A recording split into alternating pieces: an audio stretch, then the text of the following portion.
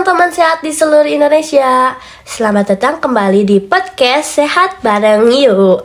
Bareng aku, Kak Dila, yang siap nemenin hari kamu biar makin semangat. Dan aku, Kak Lala.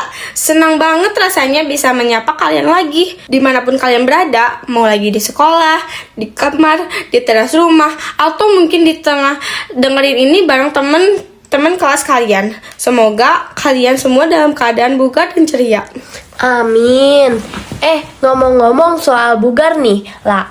Kemarin aku tuh ngalamin kejadian yang bikin aku mikir keras sepanjang jalan pulang. Wah, mikir keras kenapa tuh Kak Dila? Tumben banget seorang Kak Dila mikir keras. Biasanya kan cuman mikirin menu makan siang. Tahu aja kamu.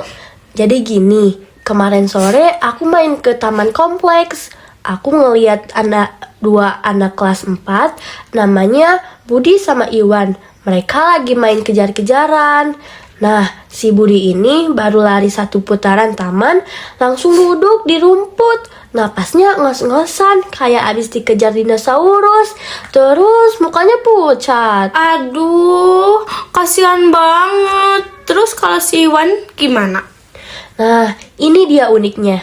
Si Iwan ini malah masih bisa lompat-lompat, ketawa-ketawa. Bahkan setelah itu dia langsung lanjut main badminton bareng ayahnya tanpa kelihatan capek sekali.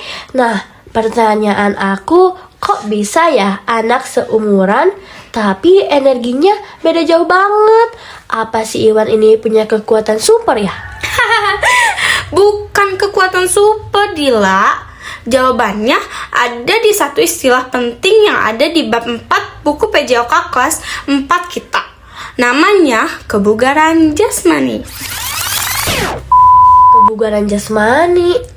Oke, aku sering dengar kata bugar, tapi sebenarnya bedanya sehat sama bugar itu apa sih? Lah, bukannya sama aja ya? Tentu beda. Pertanyaan bagus itu. Banyak orang yang masih bingung membedakan keduanya. Jadi begini, teman-teman sehat. Sehat itu artinya tubuh kita bebas dari penyakit, baik fisik maupun mental. Kamu nggak flu, nggak pusing, berarti itu kamu sehat.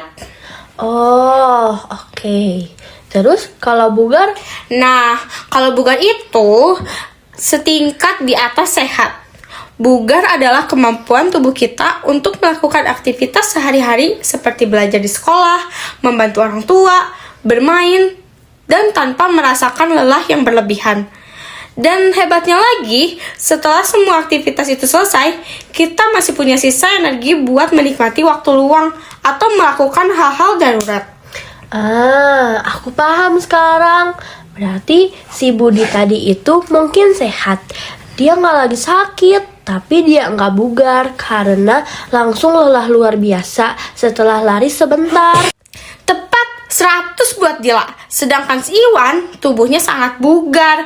Makanya setelah hari dia masih punya sisa energi cadangan yang buat dia bisa bermain badminton.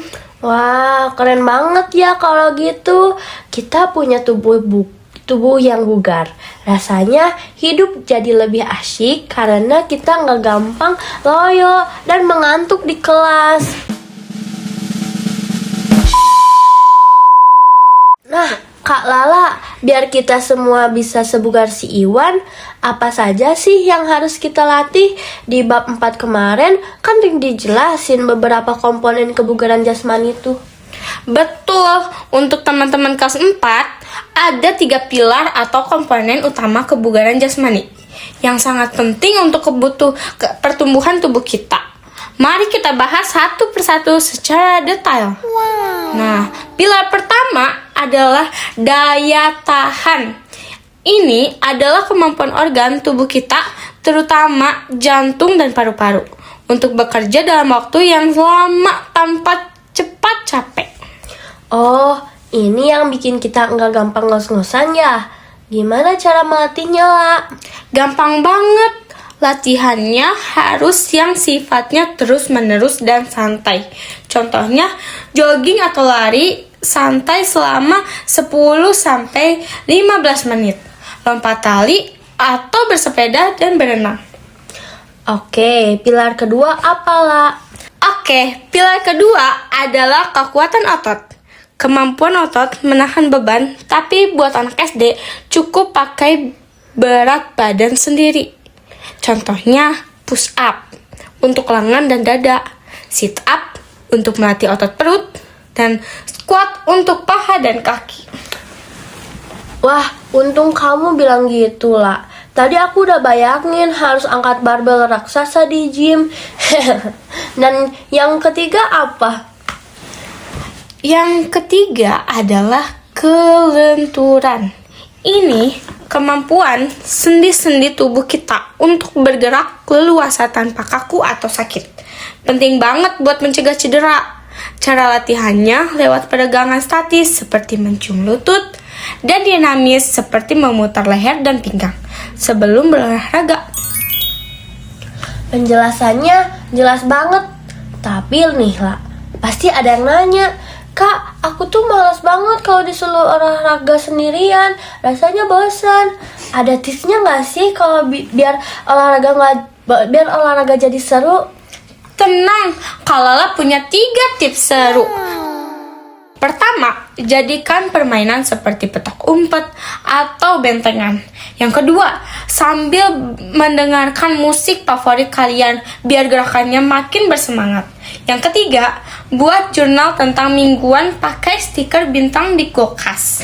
Wah, ide pakai stiker bintang itu seru banget. Aku mau coba terapkan di rumah. Oh iya Dila, sebelum kita mengakhiri obrolan, ada satu hal dari bab 4 yang penting, yaitu cara mengukur seberapa bugar tubuh kita lewat tes kebugaran sederhana dari rumah. Wah, emang ada tesnya ya? Gimana tuh? Ada, namanya tes naik turun tangga atau bangku kecil setinggi 20-30 cm selama 3 menit dengan pengawasan orang tua. Caranya, naikkan kaki kiri dan kanan bergantian ke bangku. Lalu turunkan lagi secara konstan selama 3 menit. Setelah selesai, cek detak napasmu.